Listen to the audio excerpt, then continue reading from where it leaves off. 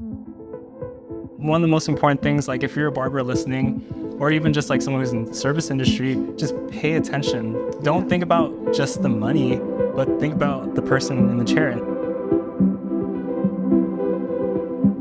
Open-mindedness comes a long way because the more open-minded you are, the better you can connect with people.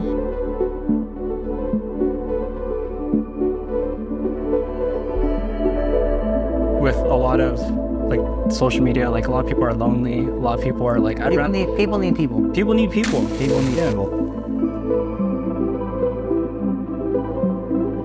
Thank you for being here with us. Thank you for being a fly on the wall. Hope you guys are encouraged. We'll see you guys next time.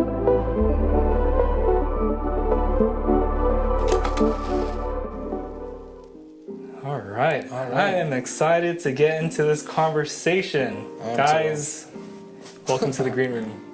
Thanks Josh, for having me. welcome to the green room as well. Thank you.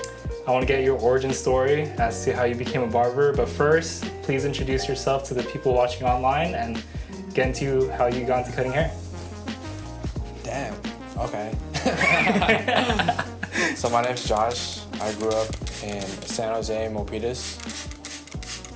I've been cutting hair for almost 10 years now. I started it in my backyard. I originally got into it because my neighbor started cutting my hair, actually. Who's your neighbor? His name was Godfrey. He was older though. He's like my dad's age. But he got some of my friends in the neighborhood, and this was like the first time that I was getting my hair cut from a barber. And he introduced me to just the whole culture of being a barber and getting a haircut that you liked and knowing what you wanted and how to ask for it. And I think that was the first time I really had a conversation with the person cutting my hair. So that was a pretty significant shift for me, because before I waited probably like 3 months to get a haircut, just because I didn't know what I wanted. I didn't know how to ask for anything, and I just didn't like the experience prior to that. And I think that summer, this was before I started high school, I started cutting some of my cousins. And I cut hair there all throughout high school pretty much. You were pretty famous in Milpitas. Everyone talked about you. Milpitas is pretty small. Yeah. So You were the Milpitas High School barber. there was a lot. Those years. There was a lot of barbers from Milpitas. And I think that helped me out a lot though. Yeah. But after I graduated, I enrolled straight into barber school right after. Where'd you go? I went to KZ Academy Okay. in Milpitas too, actually. It just opened up that year, but after I finished my hours over there, I started working over at Paradox. I did an internship there, probably for a couple months, and really learned a lot from the guys over there. I remember when you first came in.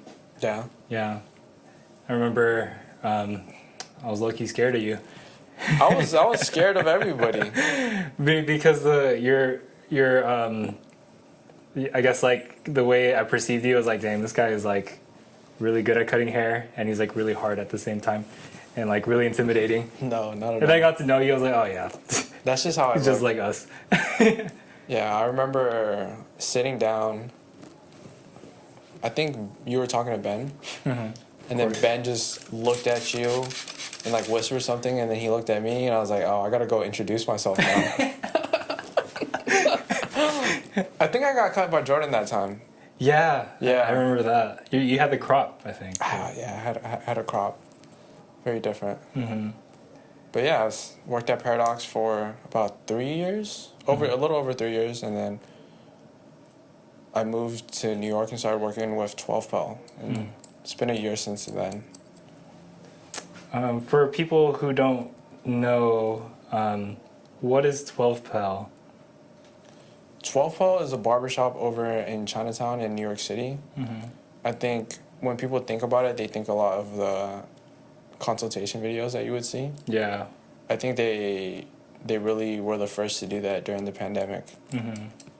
And it's pretty much just an Asian barbershop over there. It's pretty cool. It's in a nice part of Chinatown. And it's, what I like about it is that the owner and some of the people are from that, like they grew up in Chinatown, so they're still keeping that, keeping Chinatown theirs in a sense.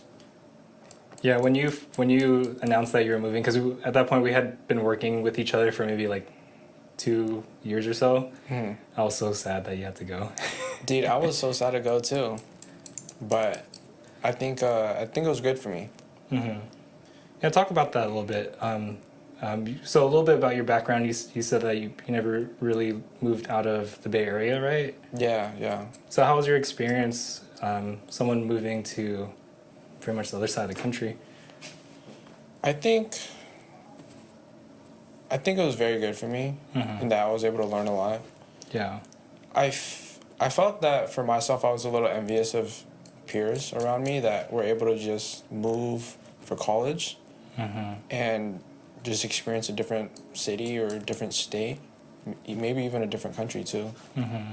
And I love the Bay Area, and it made me who I am, but I think I wanted something different regardless of where it was. And yeah, New York just kind of ended up happening, and I think it fit what I wanted or what I want at the time. Yeah, New York is, from what I hear, I've only visited during my honeymoon, so I don't have like a boots on the ground experience of Yeah. like what the culture is.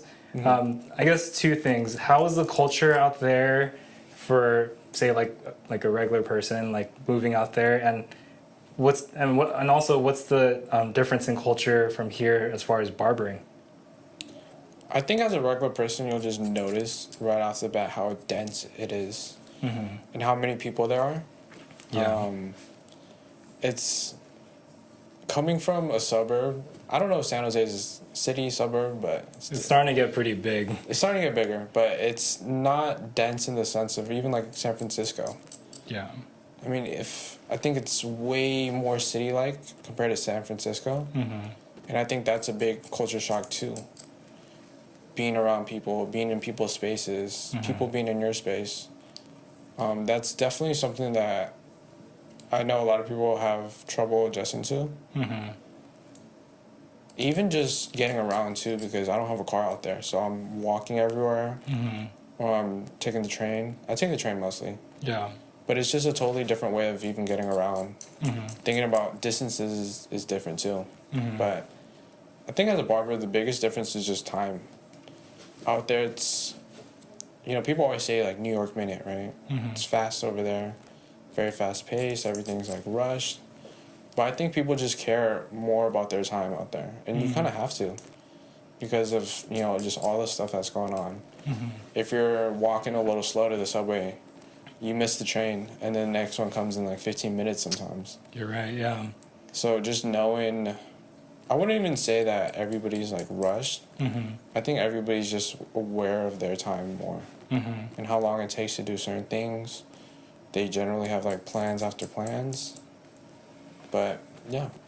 Like a common New York trope is kind of like if a West Coast person goes over to New York and goes to like a coffee shop and doesn't know what to order, they would pretty much get yelled at. Is that a true trope to believe in? That would actually happen if I visited New York and I didn't have an order ready?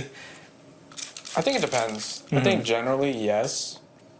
But because of how fast things have to be, if there's 20 people behind you and you're in the front, you've been waiting in line and you still don't know what you want, You sound like a New Yorker. It's frustrating, It's frustrating. Yeah. You had all this time to look at the menu, think about what you want, and all these other people, probably late for work, probably gotta catch a train. It's, it matters. So how does small talk look like if you're, say you're at a busy coffee shop? Like, is that a thing that you do with the barista? Personally, I don't. I think it depends on where you are, if you've been there a good amount of times. Yeah. And, they're kind of familiar with you. But for me, I generally make coffee at home. Or I pick it up at near my work in Chinatown. So it's more like the Chinese bakeries and stuff. Gotcha. I think if you go to some of the more higher end coffee places, in a sense, you might be able to do it. But for me, I personally don't. What's like what's been like your favorite experience so far living in New York for a year?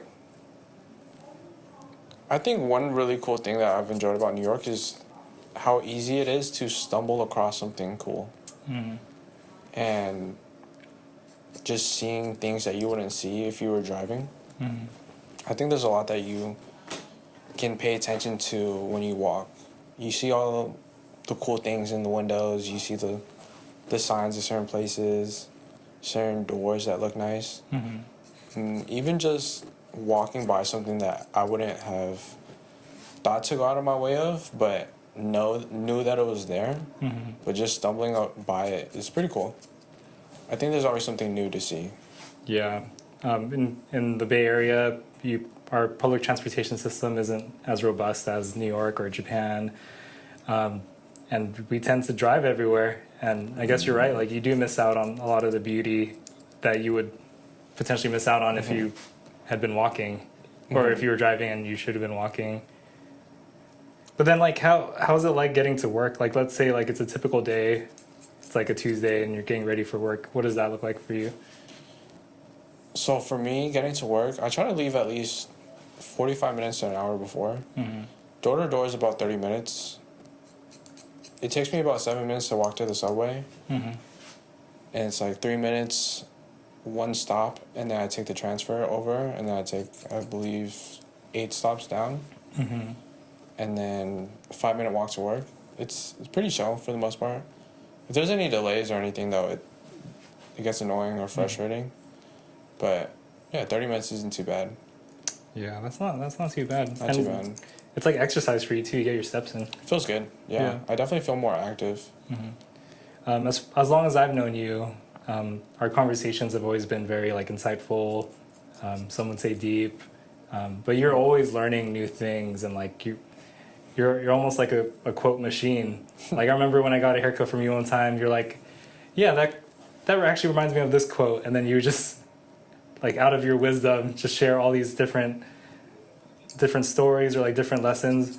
What's something cool that you've been learning recently? Something cool I've been learning recently. I think one thing that I'm very passionate about right now that I've been learning a lot is learning Vietnamese. It was my first language as a kid, but then when I went to school, I stopped speaking as much. And I never really progressed further than that. But recently I've been taking online classes to learn how to speak Vietnamese again. And it's been very helpful. It also helps me learn about the culture too, and I think being in New York where there isn't as big of a Vietnamese population helps me feel kind of grounded again, you know? You're more in touch with your roots. Exactly, yeah. Yeah, as long as I've known you, also, like, you've always still been like a family man. Yeah. You love your family. Tell me a little bit about like your childhood growing up. I wouldn't say I had like the worst childhood growing up. I think I got what I needed. And yeah, my parents separated when I was pretty young. I was about 4th grade or so. And, you know, I chose to stay with my dad. My sister did too, so I always had my sister, but I felt like a lot of the time I had to kind of rely on myself for things because my dad was at work or just busy trying to provide. Yeah, you got independent pretty fast. Yeah, I think I had to kind of grow up fast a little bit. But I think everything was, looking back, I had what I needed. I didn't get a lot of what I wanted, but it taught me to just be a little bit more content with what I have. I think one thing that my dad taught me growing up was that the material things are cool, right? It's nice to have things, but what really matters is just the people in your life. Yeah. Yeah. How was that move to New York? How did that affect you since you're so close with your family? Was it hard being away? It definitely is hard being away still. Luckily, my family, like, they're all in good health. And that's good. I think it's just, the way I try to look at it is that if I have time to be away, it's probably now. I definitely do miss them a lot, though, I will say. But it makes me appreciate the moments that we do have more. Yeah, that's something I've been honing in on, like, in a very late stage of life. Like, you remember when I was working with you at Paradox, like working those like really late hours, Oh, getting off late. getting off like at 10, 11 p.m. Yeah. And in the moment, like, there's definitely nothing wrong with that. Like, if you're young, like, hustle it out. But there are things that I neglected, like, which was family. Yeah. Like, I chose work a lot of times over family. And now, I'm not saying that was wrong or I regret it, but I realized, like, man, it was a trade-off. It was a Yeah. huge trade-off. Like, I chose to not go to, like, family functions because, well, I was at work. Yeah. Or I chose not to go to, like, a birthday party because I was at work. And I think at this juncture of life, like, I do appreciate the same thing that you appreciate, is like that really present, like, family time. I think looking back at it too, I don't necessarily. It's not the big moments I miss, the birthdays, the celebrations and stuff.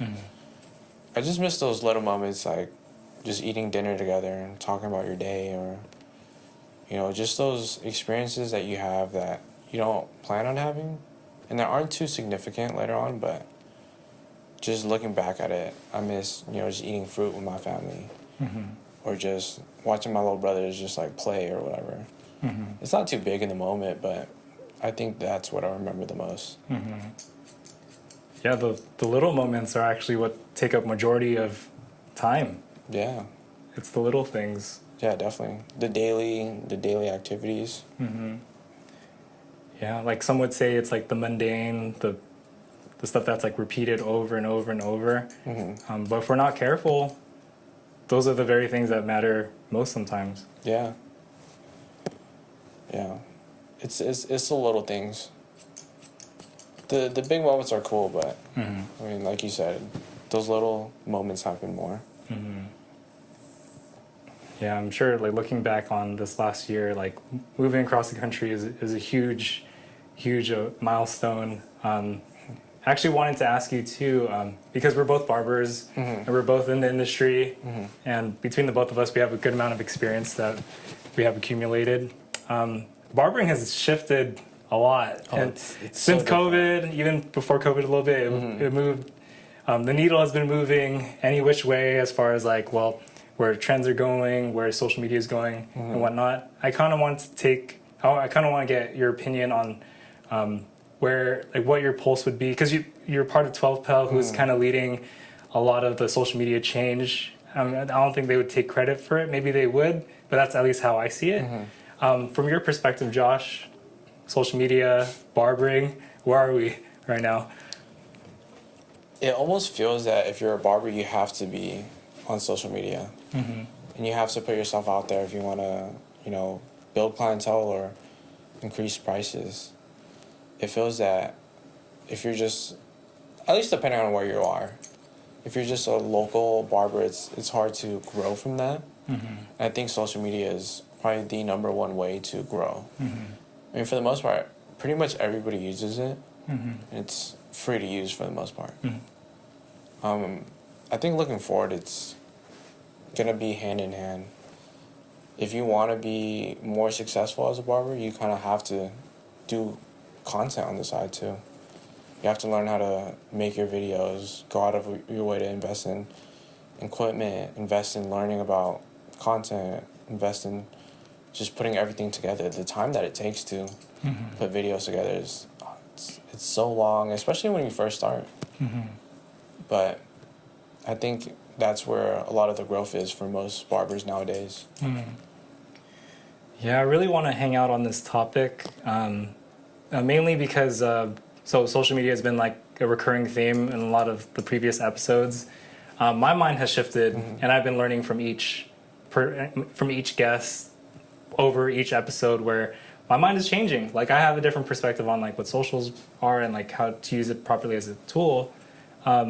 What's some insight on how 12 Pel leverages Instagram, TikTok, YouTube, all those different social platforms? How do they get it done? I think the main difference that I noticed with 12 Pel is that a lot of the content is for the consumers, for the people getting their haircuts, educating them about what kind of haircuts are in right now, how to take care of their hair, what kind of things to ask for. when you get a haircut. I think when it comes to like a lot of other barber content, as a barber, I can appreciate, and I think it's cool to see the technique that other people are using or just kind of the finished products. Kind of more that magazine and photo type vibe, right? Mm-hmm. But I think most day-to-day people see it and they think it's cool, but they might not appreciate it as much as another barber. Mm-hmm. So they've been really consistent with just focusing more on the consumers Mm-hmm. and the people that are actually getting their haircut. You know, educating them on their own hair. I think that's a huge thing recently. Kind of telling people what they can and can't do with their hair and just working with what they have. Mm-hmm. Yeah, I noticed. I also noticed that. I realized all my engagement would be from like you, the homies who are also barbers, and Yeah. maybe one or two or three like non-barbers or like consumers, like engaging with the content. And that's just such a, even for me, like right now, is such an aha moment, because yeah, who's our target market Yeah. when it comes to all this social media? And to be fair, there are a lot of barbers who are going to be watching this who are like, hey, I signed up to cut hair. I Yeah. did not sign up to put on a show. I didn't sign up to do tutorials. I didn't sign up to do skits. And based on what you said, it's like social media it's here to stay. Yeah. And it's a tool for us to leverage. What's some encouragement you would give to someone who's a little bit more averse to changing with that? I think that if there's one thing that's certain is that, you know, things are always going to change. Mm-hmm.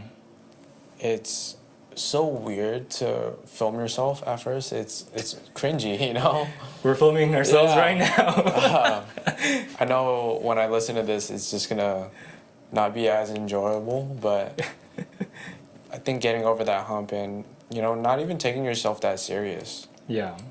I think willing to put yourself out there, that's a big thing. Mm-hmm. And I think a lot of growth can happen once you do that.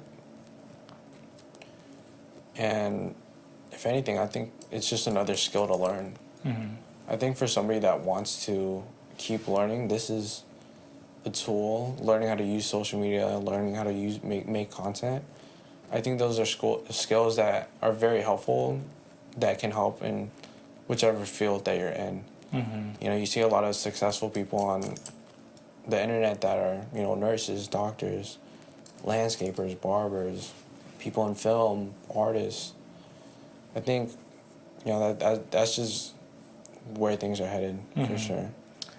There is a silver lining, though, right?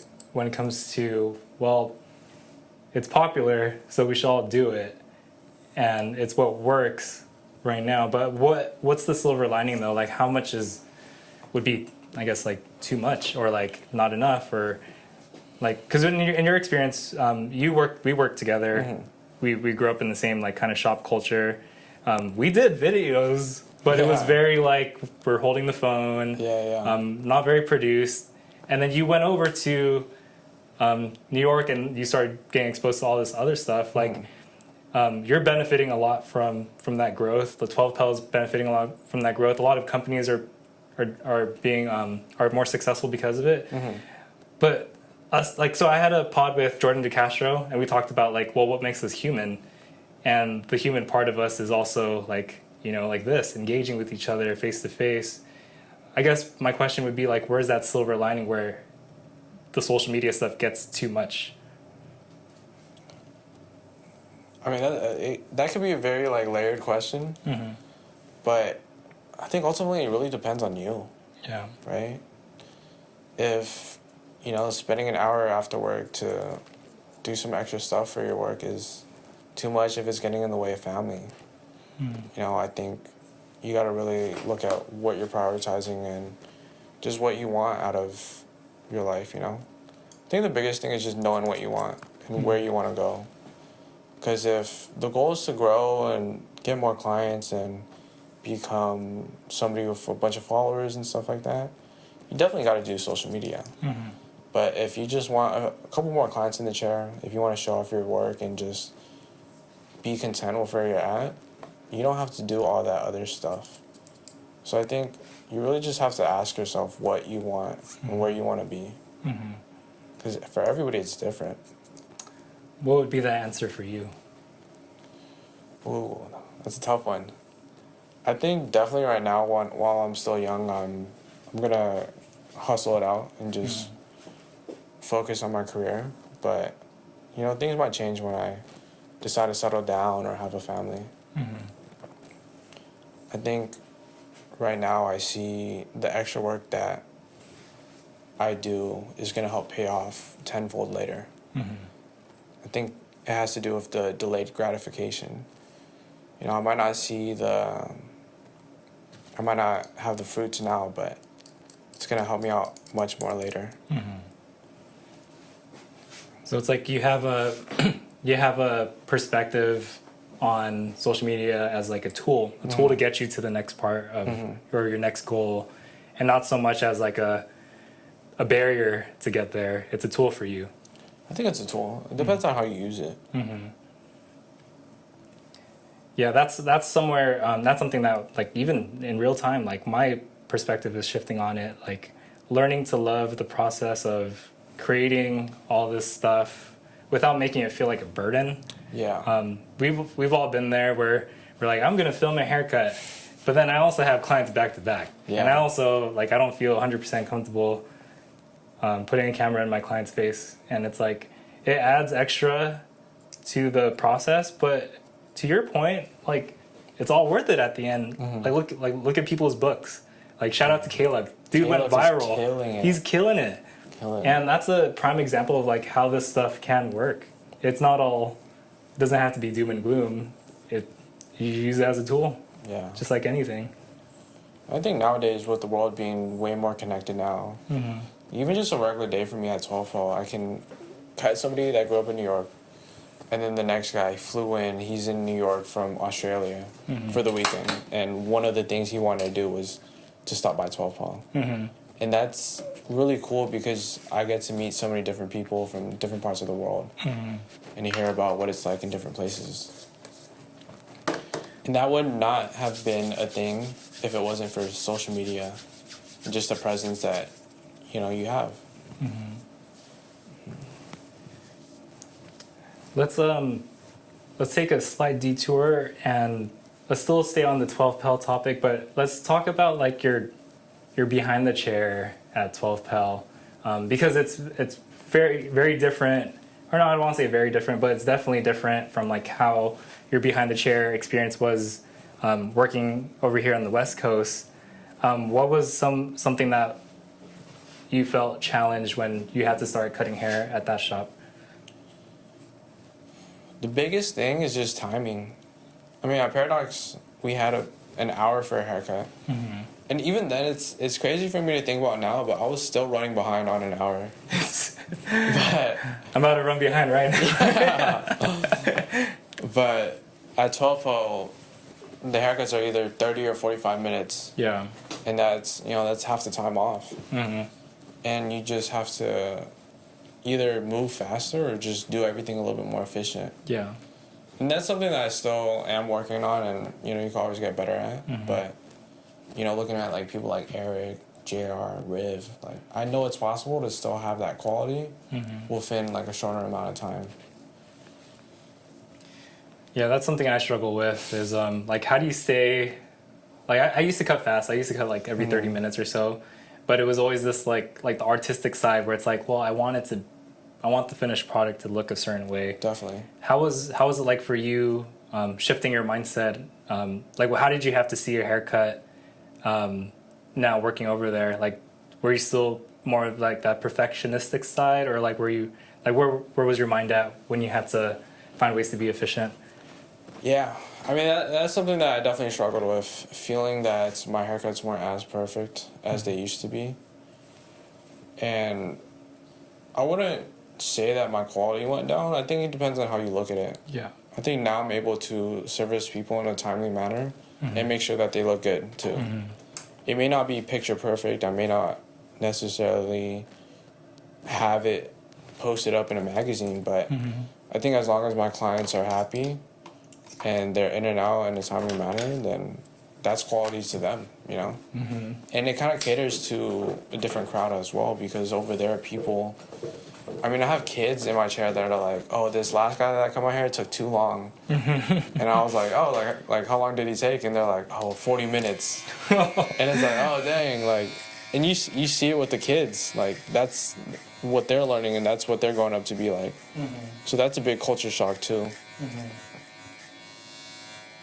Yeah, it's like reframing it as like, well, customer success looks like getting out of the chair on time and being able to make it to work after, and not having to take an hour to commute, an hour for the service, an hour to commute back.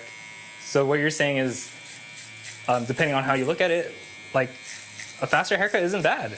No, It isn't. no. And on the artist side of things, I think we notice when it's not as good as it can be.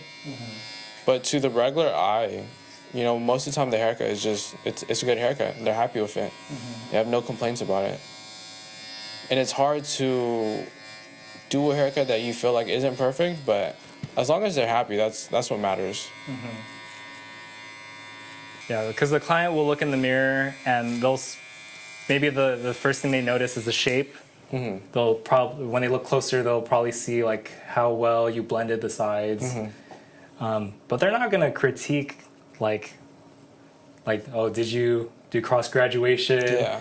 Did you texture the back so it flows into like a ducktail? It's like all those things that like we care about as barbers. Customers may or may not care as much. It goes back to like who's your market. Yeah. It's definitely big. I think it was very hard for me, and it's still hard to not try to be perfect with everything. But I think one thing I've learned is that done is better than perfect. Done and good is better than perfect. Most of the time. But I think when it comes to the time where, you know, if I was doing like a whole video or if I was doing a whole photo shoot, I'm gonna try my best to make sure that's perfect. But I think on the regular daily haircuts that are just like, you know, sometimes you just get normal haircuts. I think for those, as long as you make it good and it's clean, fresh, no like big flaws, I think as long as the clients are happy, then that's what matters. What is the thing that you said? It doesn't have to be perfect. What was it? You just said it. Oh, like done and good is better than perfect? I like that. Because we got into maybe, well, I'll speak for myself. I don't want to speak for you. Like, I got into the trap of like, it has to be perfect to me in order for it to be perfect for the client. And the client, like, they'll be happy either way. They're getting a haircut. Yeah. They haven't had a haircut in 3 weeks and they're finally coming in to get a haircut. Whatever you give them is going to be it's going to be better than what they had when they walked in, right? Oh, for sure. But I do think you still can be that perfectionist, but when the time calls for it. Yeah. Like time and place. Time and place, yeah. Like, of course, if I were to cut your hair, I'm going to make sure it's perfect, you know? Especially when it comes to, like, cutting other barbers. But to somebody that just kind of sees getting a haircut as a chore, it's just something that they have to do. They might not appreciate, you using, like, cross-grad versus doing block, or you texturizing with the thinning shears versus with your Mizutanis, you know? I think for most clients, done is better. I think we kind of think about things too much from the eyes of a barber, you know? I'm for sure guilty of that, bro. For sure. Yeah, and it's so hard too. Like, I love giving amazing haircuts and trying to perfect it when I can. But done and good is better than perfect. Yeah, one of my clients, he's probably, like, on paper, probably the most successful out of like my client in my whole book. There are times when he texts me, he's like, I need a haircut right now because I'm flying out. Can you get me out in like 15-20 minutes? And what am I gonna say? No. Yeah. And for him, yeah, like, he needs a haircut. Like, he doesn't need all the extra bells and whistles. And he loves the bells and whistles when he has time, but when he's on the run, like, he just needs to get it done. And I think you doing that is quality to him too. Yeah, You know? it shows that like if I'm able to perform a faster haircut because he asked me to. Yeah. I think when we look at ourselves as problem solvers to our clients, then it's almost like nothing is off limits. Like if people want fast haircuts, there's fast haircuts for people. Yeah. There's a market for that. There definitely is. Especially for people whose time matters more than, you know, the haircut looking like perfect. So you touched on it a little bit earlier, like when it is time to perform like a picture perfect haircut and you have to do go even more above and beyond than you already do, and like you have to like record a video or do a photo shoot. I kind of wanted to ask you about like 12 Pell's like production pipeline. Like, so say like you're in a situation where you're like, hey guys, I want to record a video. Like, take me from point A to Z and how that kind of goes down. Because being a barber is hard. It's hard. And being able to record what you're doing is equally, if not more hard sometimes. Yeah, definitely. I think that's one of the biggest strengths with 12 Pro is that they have 2 full-time videographers and they edit everything too. I mean, as long as you come up with an idea, you script it out, and they approve of it, they'll make it happen. It just has to fit within the schedule too, and kind of what the brand wants as well. But it really simplifies the process of having a video being made because you don't have to worry about it yourself. Because when you have to go home and when you have to edit this, I'm sure it takes some time out of your day that you could be spending doing something else. You know, spending time with family, for example. So having that media team, they have an office too, so you know, it's a great place to even just like brainstorm or just figure out what you want to do, what kind of content you want to do, how you're going to do it. Learning how to script, learning how to make sure that from the time that they start recording, everything goes as seamless as possible. Because I think sometimes when you're learning how to record and stuff, you kind of go through certain issues, like angles aren't right, lighting isn't good, or maybe even you have some issues yourself with not knowing what you want to record exactly. But I think just having that efficient process just makes sense, especially in New York. So what advice would you give to someone, maybe like they don't have a media team or production team? What kind of advice would you give to someone like that? I think if somebody wanted to focus more on like the videos that they do, it's probably best to take a little bit of time to block off some extra time in your day to record a haircut or to edit it. I think if you try to work like your normal hours and then do that outside of it, you can, but it's easy to get burnt out. Yeah. But I mean, honestly, the biggest thing nowadays is just consistency. I think if you're not out there all the time, people will forget about you. And they'll just move on. The next news cycle is so short now. Yeah, and it's like trends are shifting seemingly like every week there's something new. How do you keep from being someone who is like, I'm not saying this is how you are, but sometimes like people like want to chase every single trend. Sometimes people want to like go down every rabbit hole. Like when is it beneficial to do that, and when is it a time to be like, well, I kind of want to be like more me, you know? Like, Yeah. That's a personal question for me, because like I see the trends too. It's like, should I do like an ASMR video? Yeah. Or should I do, and like I said, everything's on the table. You can do it whatever you want. But like, what is it for you? Like, yeah, like how do you know, like, chase the trend or put stuff out that's more you, I guess? I think it's tough.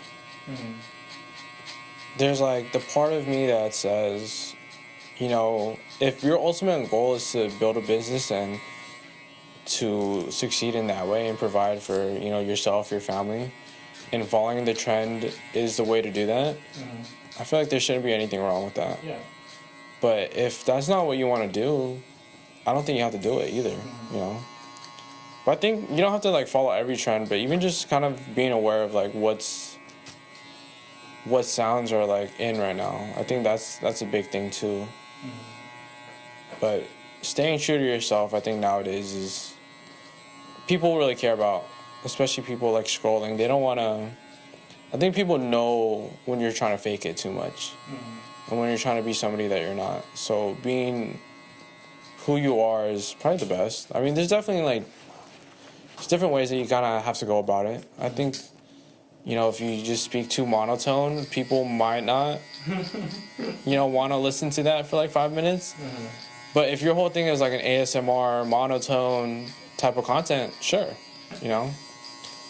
But everybody kind of talks about like the whole TikTok accent. But you know, the thing is, people actually like it hooks people. You know. Can we get a sample of what the TikTok accent is?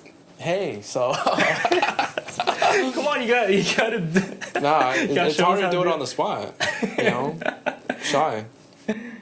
Hey guys. Hey guys, today I'm getting my haircut at Josh's salon. We're here in the green room today.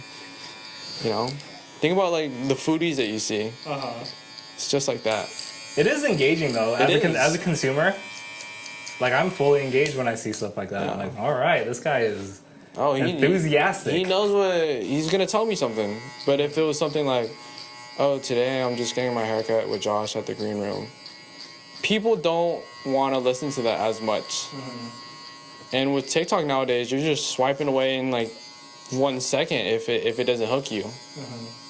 So you kind of have to sacrifice that to kind of be more engaging. Like you said, it's a sacrifice for your future goals. Like if you want to succeed on social media, like it's two sides of the same coin. Like you gotta be able to put yourself out there. It takes sacrifice. It really does. Yeah. And it's weird at first. Totally, Weird hearing yeah. your voice. Weird like when people are like, "Hey, I saw your video." Oh, I saw you on Oh, TikTok. I saw you on TikTok. It's like, oh, really? It's hard to get used to. Where are you at right now? Like in as far as comfortability? I think I still have a lot more to get comfortable with. If I were to compare myself to the other guys at Tall, they're definitely way more comfortable speaking in front of the camera and just being on camera. And that's something that I admire about them. Like they really. I mean, even with me seeing like behind the scenes, sometimes they still mess up on stuff, but just the ability and the skill to, in a sense, have that public speaking voice. That's something that I've kind of struggled with, being a little bit more kind of introverted and a little bit more shy. But I don't think that should stop somebody from, you know, going out and getting better at that. Like all skills, like it can be learned and you get more comfortable over time. To be fair, public speaking is like people's number one fear. Yeah. Like over like heights and like other phobias. Like public speaking is like one of the scariest things people can do. And maybe it's because it's like I don't think people are judging you, but it's like your inner voice being like, oh, people are judging you. Like, you know, people like when I see people post on social media, it's like, dude, that's kind of cool.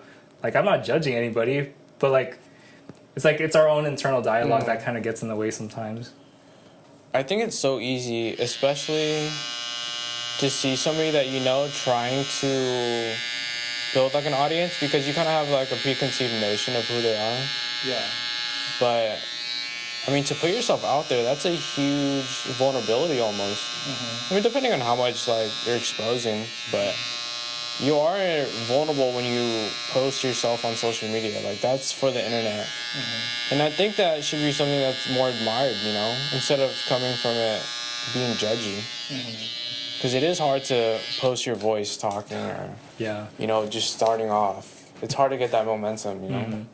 Yeah, the more I've been diving into like what this podcast is and like how I present it to the world and like the guests I bring on, the more I realize like, man, the people who do this for a living, props to them. This is hard. This is hard work. Even just posting reels is like, dude, it's so much like you're right. Putting yourself out there is very vulnerable, and it's for the internet and for people to see, and it should be admired. I agree.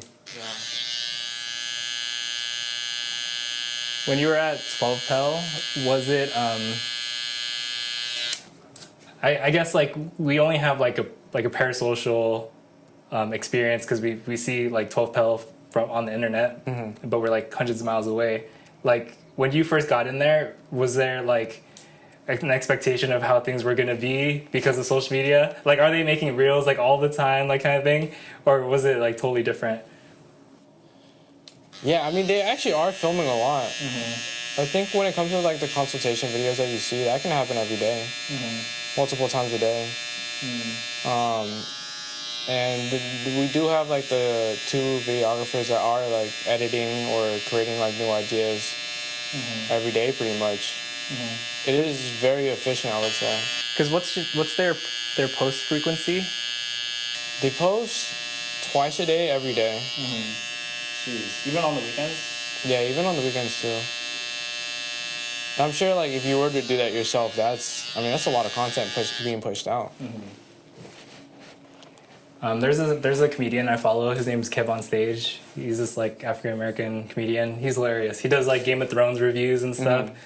Super funny. But he posts every day. He actually did a podcast where he was mentioning how he's out of all the comedians that are out there, he's the one who has the most content everywhere because he posts a podcast like every week. He has a TV show. He also posts on social media every single day. He has a Patreon that he posts on every day. He's like on all the socials like TikTok, YouTube Shorts, Instagram Reels, and it's all different content too. Like he's not reposting everything everywhere, and so he was like, I'm the most out there comedian, and like I post every day, and what drives him is the fact that he doesn't have to hit home runs every time. Sometimes he just taps the ball, and he said like what you were saying, like done is better than perfect. He's someone that I kind of see as like, man, that work ethic is crazy because he's just putting it out there. But it is hard though, like to produce everything, cut hair, edit, and be able to post every day. I guess like what you're trying to get at is like how to find that balance of like, well, what if you do have a family? Like you have to be able to account for that. Like you can't just do what 12 Pals is doing because that's what they're doing, right? I think a big thing with that too is just kind of knowing where you are in your life. Like if you have a family and you have kids, it's gonna be a little bit tougher. It's not impossible, but if you're younger, you don't have as much responsibility. You have time on your hands. Why not take advantage of it now? You know, Go for it, yeah. when you have the energy, when you have the time, when you have the drive for it. Yeah, time is the biggest thing because your time gets split in half. Like when you get married, your time splits in half. When you have a kid, your time is split into a quarter. And it's like, yeah, you have to be aware of the time of, or like the life that you currently have. Yeah. And imagine like all those big influencers or even YouTubers that nobody knows about. If you want to be kind of, you know, a little bit more known out there, you have to take advantage of the time now. Because just because somebody is famous today doesn't mean that they're going to be relevant tomorrow. Yeah.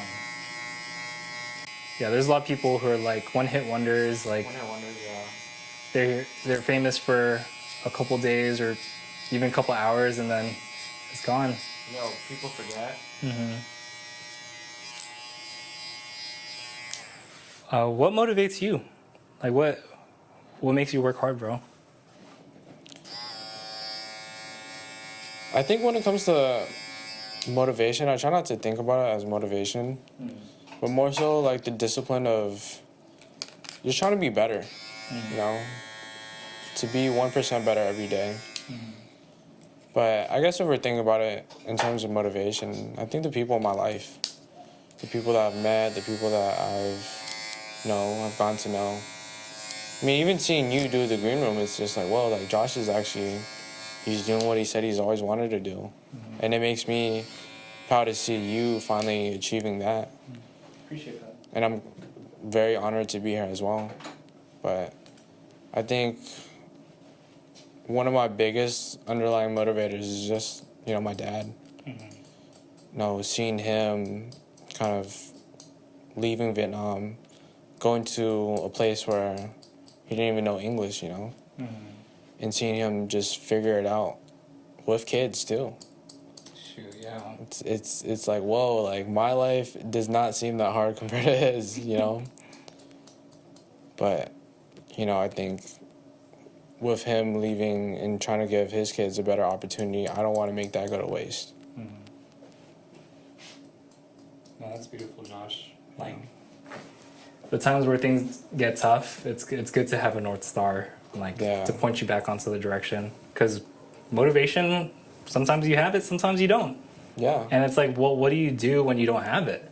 You know, and that's where, like you said, discipline comes in. Discipline. What are some of the daily disciplines that you hold closely? Oh, so this one I got because of my partner Beatrice. Mm-hmm. Shout out to Beatrice. Shout out to Beatrice. But man, she inspires me a lot, honestly, and I guess you could say she motivates me too. Yeah.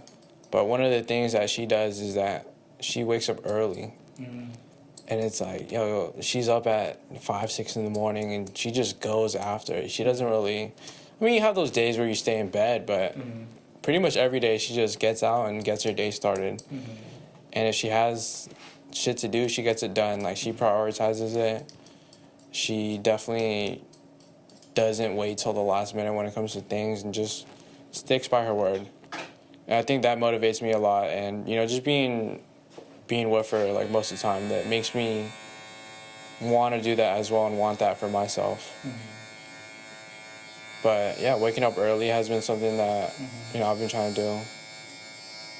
Being active, working out, and even just spending time for yourself each day. You know, making sure that you connect with yourself. I feel like nowadays, especially in New York, things just go so fast that I sometimes haven't had time to catch up with myself, you know, see how I'm feeling. So I think spending like 10 minutes every day or however long it takes you to journal, you know, just knowing how you're feeling. I think that's one of the things that helps me out a lot. I had an episode with Brian Carcalis. You know Brian, we work together also, and like... I think I know him. You think you know him? I know him. Pretty handsome guy. Very, very muscular, right? Very muscular. Yeah. He started a mental health awareness brand called Grind, and he put out like these grind journals because for him, during lockdown and dealing with like his some of the things that he was going through, like for him, journaling was like a saving grace. It's like, let me get my thoughts down on paper. That's like definitely a tool that like for me has helped out a lot. I'm about to fill up my second journal. Oh wow. Yeah, and I was never much of a writer. Yeah. I started journaling around the same time Brian is like during COVID, because I was like, dude, my life is going like all over the place. I need to get my crazy thoughts like calibrated. But so there's that, like getting your thoughts on paper. Are you familiar with mindfulness? Mindfulness, yeah. Yeah. What's your take on mindfulness? Like, explain what that is to you, and also like how you go about achieving that. I feel like my definition of mindfulness isn't like the normal definition, but to me, mindfulness is just being more in tune with myself and being more aware of like what my emotions are and, you know, how to feel about those. Just being more aware, just knowing that, you know, right now I might be a little bit upset because of this. I think sometimes when you're not aware of how you're feeling, it can definitely kind of bleed on to the other aspects of your life. You know, you can have one thing that upsets you first thing in the morning, and then the rest of the day is just terrible. Or you could look at it in the sense of like, oh, I had like a rough morning, but you know, that doesn't mean that the rest of my day has to be the same way. You've always been a very balanced and well-tempered individual as long as I've known you. And I don't know, you touched on it, like maybe like your dad is like a big inspiration to you. Who else inspires you to be who you are? Ooh. I mean, the people that I've met, especially, like I think one of my inspirations, I would say, is Jordan from Paradox. Jordan, I need to Shout out get you to on the Jordan. pod, bro. Yeah. Everyone is like who's this Jordan guy you guys keep talking about? I think I love how humble he is, especially when people go up to him and tell him that you inspire me. He doesn't make it like a big ego thing, you know. He's done a lot for the barbers here in San Jose and just throughout the area too. He's helped us get like a platform to learn, and I definitely wouldn't be where I am if it wasn't for me meeting him and having the conversations that I've had with him. He's always been such an insightful guy as well, and just the responsibility that he has being one of the guys behind Paradox.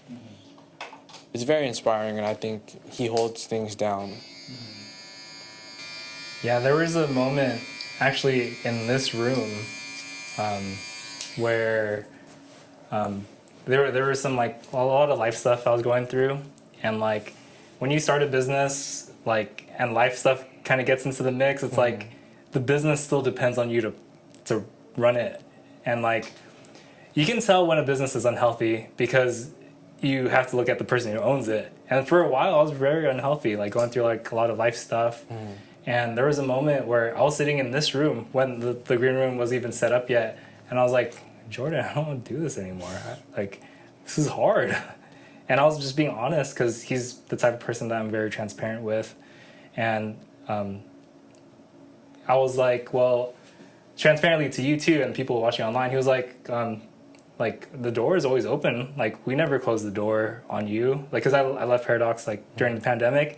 But I felt like the door was closed on me, and I felt like, oh man, like I lost my family, and I lost like my friend. Yeah, it's similar to like how you left to go to New York. Like, you could probably resonate with that feeling. But something he said to me, it's like, because I was thinking about like, well, what if I just close down Crown Grooming Club, like my barber studio, and like join you guys? And he was just like, and I asked him like, what happens to Crown? Like, what happens to like everything that I built? And you know what he said? He was like, the Crown was never a place. It's always been you. The way that you treat people, the way that you communicate with others, the way that you make people feel. Like, that's Crown. It was never a place. But for me, like, I was just so like tied to places and things, and I forgot like that's really what it's always been about. It's always my relationship with the person who sits a couple inches away from me in the chair, Yeah. And that's just one story, guys, of how Jordan is amazing. I promise I'll get him on the pod soon, but he's just really busy. He doesn't respond to text either. But does any of that resonate with you though? No, definitely. I think one thing about you, Josh, is that it's not even just like you get a great haircut, but you really do help people feel, I would say, at their best. I remember getting cut by you when everything was shut down. I think we were at your last place. Oh yeah, the church shop. And then I asked you like, oh, how is it? How are clients feeling about like getting cut here? It wasn't like a fully set up shop. And what you said was that your clients would stick with you even if you were cutting in a basement. And I think that's because of how you carry yourself and the business and the service that you provide.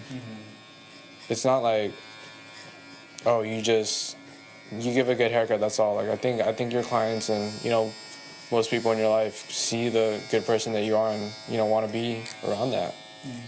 In a sense, you're one of my inspirations too, seeing what you do. I appreciate that. Especially when I was the second Josh to work at Paradox, I felt like I had big shoes to fill. No, I know it was pretty explosive having two Joshes under one roof. Yeah. It was fun though. Yeah, I appreciate those really kind words. Yeah, and vice versa, bro. Like, for me, like seeing you and like how you've matured over the years, like you're pretty much like someone I could go to for advice as well, just from your life experience and how you see the world. People gravitate towards people like that. Not because you have all the answers, because none of us do, but you care enough to be able to listen. And I think that's our biggest sell as far as barbers. Like, guys, people, we just need someone to listen to us sometimes, you know what I mean? And it's not even like, I think most of the time they don't want you to tell you how to fix things, but just letting it out is just a great way of just, feeling better. You know.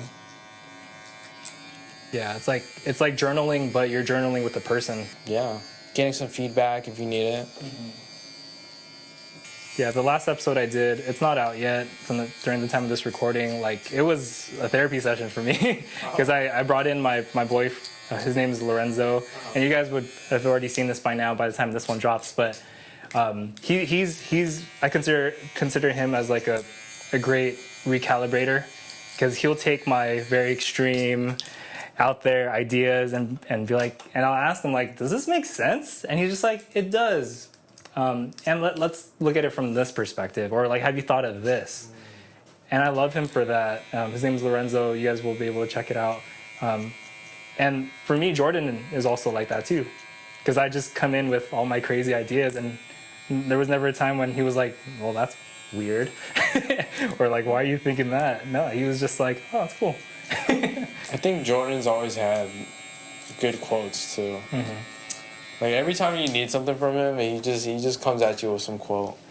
He's either quoting something cool, or he's like saying like a Dragon Ball Z reference or something. You know what I'm talking about? It's like, oh, I don't know about that one, you know?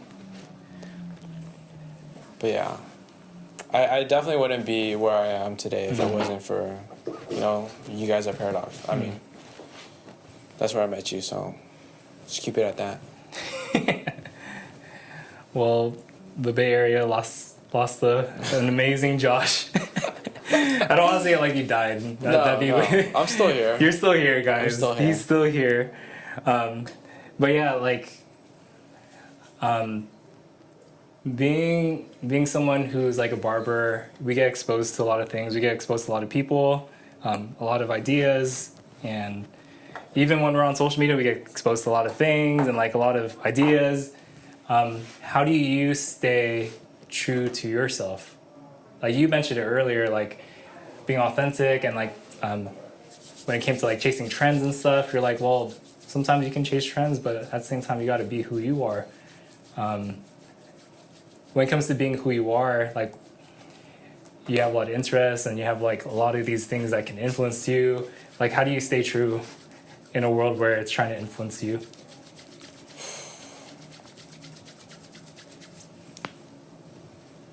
I think it's alone time. Really listening to yourself. I mean, we just talked about listening to other people, but listening to yourself. Giving yourself that, even just like 5-10 minutes with no distractions. Asking yourself a question. Sometimes that answer just comes to you.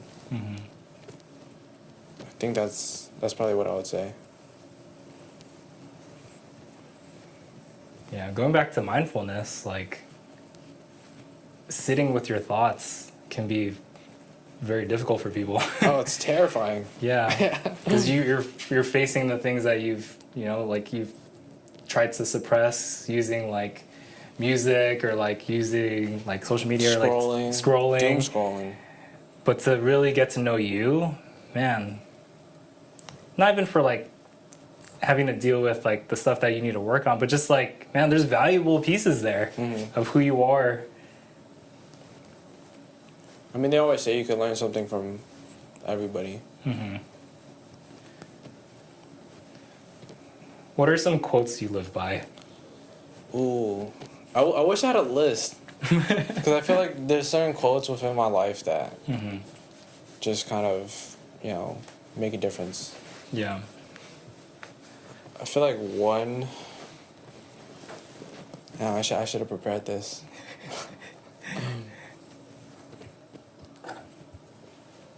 One quote I remember is just, it's so straightforward, but it's so simple, and I feel like it's just not even that good of a quote, but it's, don't talk about it, be about it.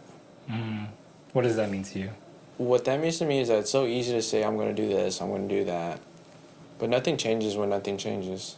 I think things change when you make those actions to do what you want to do or be that better person. Say the quote one more time. Don't talk about it, be about it. Don't talk about it, be about it.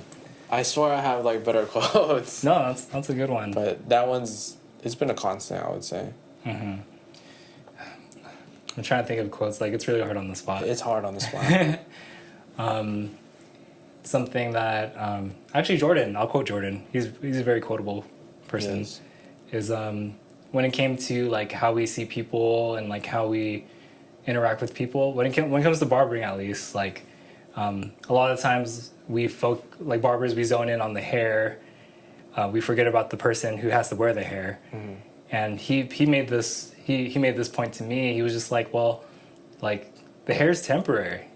Like it falls off like when we get old. Even when we cut it, we sweep it away. It gets swept up. Like let's focus on the thing that's, that matters, which is the person. Mm-hmm. And to me, that stuck with me because that showed like kind of how his ethos is, like how he sees people. Like people are everything. Like another quote that he has like at Paradox where it's just like, what's more important, the destination or the journey? It's like, no, it's the company. It's the people that you get to go on the journey with. He does say that a lot. He is. Yeah, that's probably like one of his values and whatnot. Yeah. Yeah. But that's really what it is. It's the people. The people, the company you choose to share. Mm-hmm. So lastly, we're going to wrap up in a little bit. I want to give you the floor on anything that you felt like you wanted to kind of expand on. Anything else on that we just discussed? Anything that's on your mind? I feel like we got a lot, and I know that when I go home, I'm gonna be like, oh, I should have said this, but I think I'm grateful to have my community back here in the Bay Area in San Jose. There's so many great people here. Yeah. And truly, it was so hard for me to move away and to leave Paradox, but if anything, it made me realize how amazing it was in the first place. Mm-hmm. Not even just the nature, not even just the food, but really it's the people that I've missed the most. From seeing you at the shop every day or visiting you at your new location to seeing Jordan every day at work, seeing my family. It's the people that make a place. Yeah. And I think that's such a big value to me too, because as you get older too, you don't have as much time to spend with your friends, and you kind of have to be a little more picky, choosy. But I think valuing the time that you have with your friends is huge. And they always say you become who you surround yourself with. And I think even if I didn't leave to go to New York, I would have been still solid. Surrounded by all you guys. Yeah. Well, I want to remind you that you're very loved here and you're very supported. Even like some of the clients that we share now who used to go to you when you're over here, they have nothing but support and love for you too. And even like barbers, we hear about you all the time. Like, Josh is over at 12 now. Josh is in New York. Like, you're very loved and supported here in the Bay, and now your reach is all the way across the country, and you're brave for that. Proud of you. Thank you. That means a lot. So, lastly, Josh, I'm going to show you this mirror. I just want to say thank you. Thank you. This is on Josh on Josh. Thanks to you, Josh. Thank you for coming, and I know like your window here while you're on the West Coast is limited, and dude, thank you for making time to do this with me. It means the world. Dude, thanks for having me. Yeah. Go ahead and take a look, brother. Let me know what you think. Oh man, dude, that is so different. I know. Did you see the back? I see the back. Yeah. I've always kind of had a mullet, so it's very new, but I like it. I think this is what I needed. I love that you kept like the flow still. Yeah, it's so nice. Dude, this feels great. But no, I feel good now. Yeah. I feel myself. This is Josh, 2018, 2019, something like that. I don't think I've always just had a fade with it though, but this is fresh. I feel great. This is the change I needed. Hey, new chapters, new looks. Like chapters. This is what it's all about. It's gonna be a fresh summer, Yeah. So guys, thank you for tuning in. I'm gonna put Josh's socials in the description. You guys can follow him on Instagram. And are you on TikTok? I'm on TikTok. Oh yeah, he's on TikTok too, guys. So go ahead and support him there as well. So this has been the Green Room featuring Josh Nguyen. Thank you guys for tuning in. We'll see you guys next time. Peace. Thanks, Josh.